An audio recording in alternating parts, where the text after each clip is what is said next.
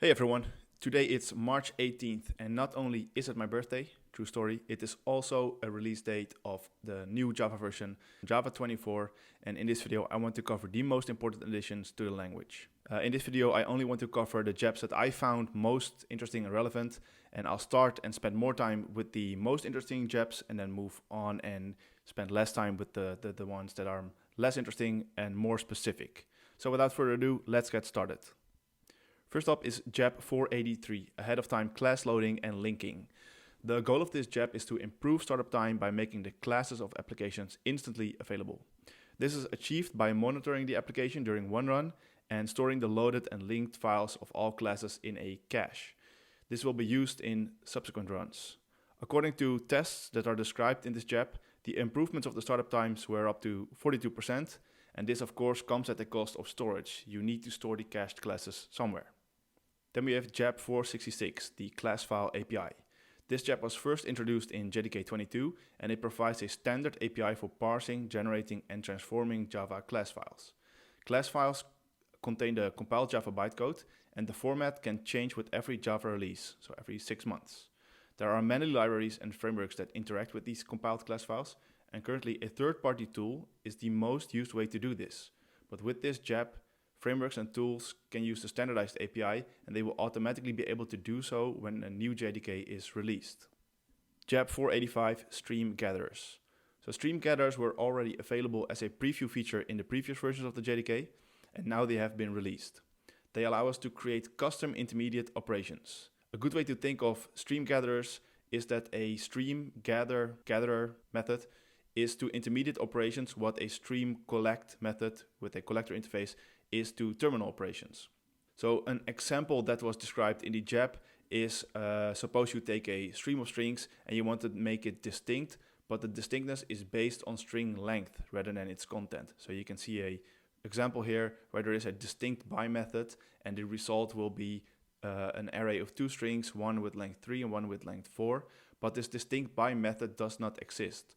So using stream gatherers, you can actually make this method and have this intermediate operation work. JEP 472 restricts the usage of the JNI. So the Java native interface allows us to interoperate between Java code and native code, and this has some inherent risks. With this JEP, users of JNI will now get warnings, and in the future, this use of the JNI will have to explicitly be enabled by the developers.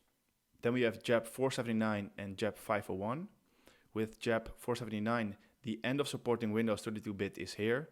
Windows 10, which was the last Windows version which had 32-bit support, will reach its end of life this year. And with that, Java will also no longer support it. And then JEP 501 will deprecate the 32-bit port with the intent to remove it in a future release for Linux operating system. Then JEP 486, the security manager was rarely used and it's costly to maintain, and it was deprecated since JDK 17. And in this release it will be disabled, and in a future release it will be removed. Then we have JEP 490, ZGC removal of the non-generational mode. The non-generational mode of the Z garbage collector will be removed. According to the JEP, the generational ZGC should be a better solution for most use cases than non-generational ZGC. JEP 491, synchronize virtual threads without pinning.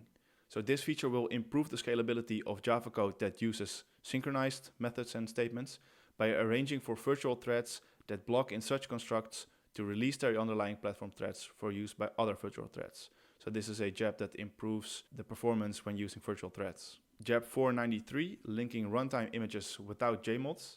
So this JEP will make it possible to reduce the size of the JDK by approximately 25% by enabling the JLink tool to create custom runtime images without using the JDK's JMOD files.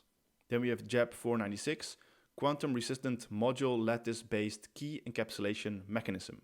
It's a mouthful, but this will enhance the security of Java applications by providing an implementation of the quantum resistant module lattice-based key encapsulation mechanism, the ML-KEM. Key encapsulation mechanisms are used to secure symmetric keys over insecure communication channels using public key cryptography.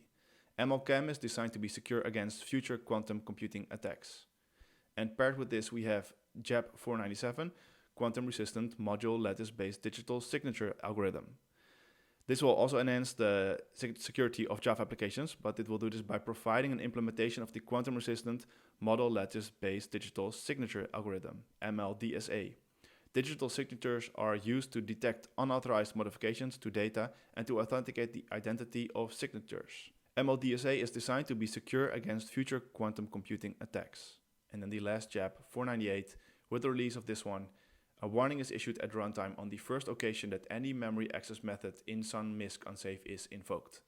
All of the unsupported methods were already deprecated in JDK 23, and they have been replaced by standard APIs. Alright, that's all I got for this release. If you have any questions, please let them know in the comments or reach out to me on Twitter or X.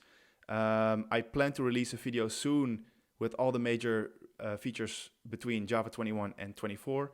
If you're interested in that, please subscribe, give the video a thumbs up, wish me a happy birthday, and I'll see you in the next one. Bye.